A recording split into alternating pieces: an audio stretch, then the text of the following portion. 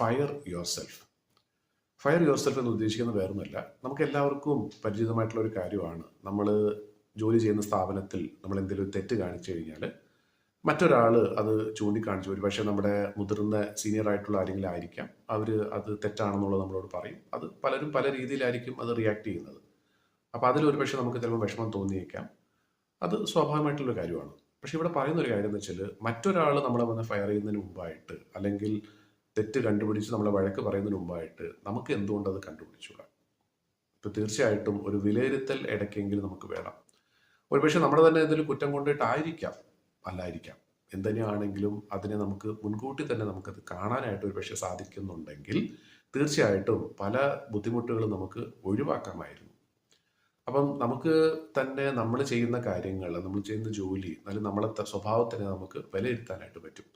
അപ്പോൾ ഒന്ന് മാറി നിന്ന് ഒന്ന് ചിന്തിച്ചു കഴിഞ്ഞാൽ നമ്മൾ ചെയ്യുന്നത് ശരിയാണോ എന്നുള്ളതിനെ കുറിച്ച് ചിന്തിച്ച് വേണ്ട വിധത്തിലുള്ള മാറ്റങ്ങൾ വരുത്തി കഴിഞ്ഞാൽ ഒരുപാട് കാര്യങ്ങൾ നമുക്കും നമ്മുടെ കൂടെ നിൽക്കുന്നവർക്കും നേടിയെടുക്കാനായിട്ട് സാധിക്കും എന്നുള്ളത് തന്നെയാണ് സത്യം.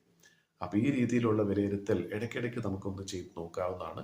അത് നമ്മുടെ കുറ്റങ്ങൾ കണ്ടുപിടിക്കാൻ വേണ്ടി മാത്രമല്ല, തീർച്ചയായിട്ടും കുറ്റങ്ങൾ കണ്ടുപിടിച്ച് അത് മാറ്റിയെടുക്കുക എന്നുള്ളത് വളരെ പ്രധാനമാണ്.